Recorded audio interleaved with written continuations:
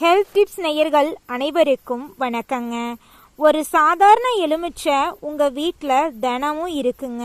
ஆனால் அந்த எலுமிச்சையை ஜூஸாக குடிக்கிறதுனால உங்க உடல்ல ஏற்படக்கூடிய மாற்றங்கள் என்னவென்பது தெரியுமா?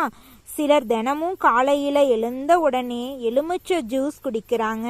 சிலர் உடல் எடையை குறைக்கணும்னு நினச்சி குடிக்கிறாங்க.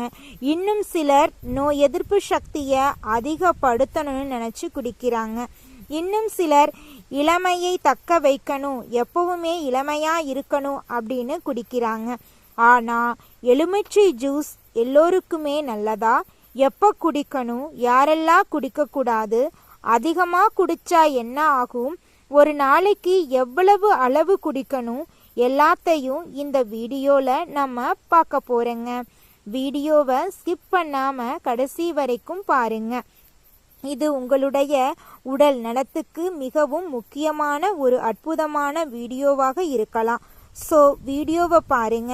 உங்கள் ஆரோக்கியம் உங்கள் கையில் தாங்க இருக்கு. உங்களுடைய உடலை ஆரோக்கியமாக வச்சுக்கோங்க. எலுமிச்சையில் இருக்கக்கூடிய ஊட்டச்சத்துக்களை பார்த்துடலாங்க. ஒரு எலுமிச்சையில் கிடைக்கக்கூடிய முக்கியமான சத்துக்கள் vitamin C, citric acid, potassium, calcium, magnesium, anti ஆசிட்டுக்கள், சிறிதளவு வைட்டமின் B6 இருக்குதுங்க. இந்த சத்துக்கள் தான் உடலுக்கு பல நன்மைகளை வழங்குது. இதனால் ஏற்படக்கூடிய நன்மைகளை பார்த்துடலாம். தினமும் நம்ம லெமன் ஜூஸ் எடுத்துக்கிறதுனால என்னென்ன நன்மைகள் உடலுக்கு கிடைக்குதுன்னா, அதில் முதலாவது நன்மை என்னன்னா, நோய் எதிர்ப்பு சக்தியை அதிகரிக்கிறதுக்கு லெமன் ஜூஸ் பயன்படுது. எலுமிச்சையில் விட்டமின் சி அதிகமாக இருக்கிறதுனால இது சளி காய்ச்சல் வருவதற்கான வாய்ப்பை குறைக்குது. உடல் செல்களை பாதுகாக்குது. காயங்கள் விரைவில் ஆறுறதுக்கு இது பயன்படுது. நோய் எதிர்ப்பு செல்களை செயல்படுறதுக்கு, நோய் எதிர்ப்பு மண்டலத்தை வலுவாக்குறதுக்கு லெமன் பயன்படுது. எலுமிச்சை ஜூஸ் எடுக்கிறதுனால வெளியிலிருந்து வரக்கூடிய பாக்டீரியா போன்ற பாக்டீரியல் வைரஸ் போன்ற தொற்றுக்களிலிருந்து எளிமையாக நம்மளால் எதிர்த்து போராடும் தன்மை உடலுக்கு கிடைக்க ஆரம்பிச்சிடும். அடுத்து நம்ம இரண்டாவதாக பார்க்கக்கூடிய நன்மை என்னன்னா, உடலை நீர் சத்துடன் வச்சுக்கிறதுக்கு பாரம்பரியத்துக்கு லெமன் ஜூஸ் பயன்படுது. பலருக்கும் தண்ணீர் குடிக்கிற பழக்கம் குறைவாக இருக்கும். அதனால் தண்ணி ஒழுங்காக குடிக்க மாட்டாங்க. அதுவும் காலையில் எந்திரிச்ச உடனே நிறைய பேர் டீ, காஃபி இதுதான் குடிப்பாங்க. ஏன்னா நம்ம தூங்கிட்டு எந்திரிக்கோமல்ல, 6லிருந்து 8 மணி நேரம் கம்பல்சரி நம்ம எல்லோரும் தூங்குறோம். தூங்கும்போது நம்ம எல்லோரும் தண்ணி குடிக்கிறதே இல்லை. இதனால் என்ன ஆகுனா, உடலில் சிறிதளவு நீரிழப்பு ஏற்படும். அதனால் காலையில் எந்திரிச்ச உடனே நம்ம ஒன்று தண்ணி எடுத்து குடிக்கணும். இல்லைன்னா இந்த மாதிரி லெமன் ஜூஸ் குடிக்கிறது ரொம்பவே நல்லது. ஸோ இப்படி நம்ம எடுத்துக்கிறதுனால நீர் சத்து நம்ம உடலில் பராமரிக்கப்படும். ஏதாவது தண்ணி நம்ம உடலுக்குள்ளேயே இல்லை, லெமன் தண்ணியோ ஏதாவது ஒரு தண்ணி உடலுக்குள்ளே போகணுங்க. இது போயிருச்சு என்ன ஆகுனா,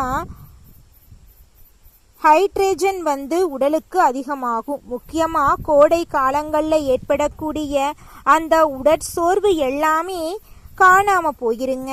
உடல் எப்போதுமே புத்துணர்ச்சியாக இருக்குங்க. அடுத்து மூன்றாவது நன்மை என்னன்னா, செரிமானத்துக்கு நல்ல ஒரு ஆதரவாக லெமன் ஜூஸ் இருக்குதுங்க. உணவுக்கு பிறகு அல்லது காலை நேரத்தில் நம்ம அளவாக குடிக்கும்போது என்ன ஆகுதுன்னா, நம்மளுடைய உடல் சுறுசுறுப்பாக இருக்குதுங்க. லெமன் ஜூஸை காலை நேரத்தில் எடுத்துக்கோங்க. உங்களுடைய உடலை ஆரோக்கியமாக வச்சுக்கோங்க. எந்திரிச்ச உடனே நீங்கள் வெதுவெதுப்பான தண்ணீரில் லெமனை பிழிஞ்சு நீங்கள் குடிச்சிங்கன்னா மலச்சிக்கல் முற்றிலும் குறைய ஆரம்பிச்சிருங்க. அடுத்து நான்காவது நன்மை என்னன்னா, சிறுநீரக கற்கள் உருவாகும் அபாயத்தை குறைக்குதுங்க லெமன் ஜூஸ்.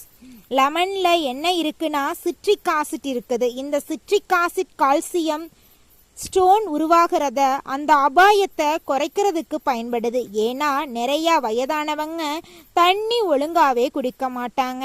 ஸோ அதனால் வயதானவங்களுக்கு இந்த கிட்னி சார்ந்த பிரச்சனைகள் நிறையாவே வரும். கல் வருவதற்கு உண்டான வாய்ப்புகள் இருக்கு. அதனால வயதானவர்களுக்கு அதிக அளவுல லெமன் ஜூஸ் குடிக்கிறது ரொம்பவும் உடல் நலத்துக்கு நல்லதுங்க.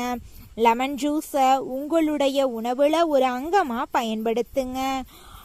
இதனால சிலருக்கு உடலில் இருக்கக்கூடிய அனைத்து நோய்களுக்கும் அருமருந்தா நம்மளுடைய லெமன் ஜூஸ் பயன்படுது. 30 வயதை எட்டிருட்டுமே எல்லாருடைய உடல்லையும் 30 ஆயிருச்சுன்னா நிறைய பிரச்சனைகள் வரும். அதுக்கு நம்ம முதல்ல உடலை ஆரோக்கியமா வச்சுக்கோணுங்க. அடுத்த வேறொரு ஹெல்த் டிப்ஸ்ல வேறொரு ஹெல்த் டிப்ஸை பத்தி தெரிஞ்சுக்கலாம் நேயர்களே.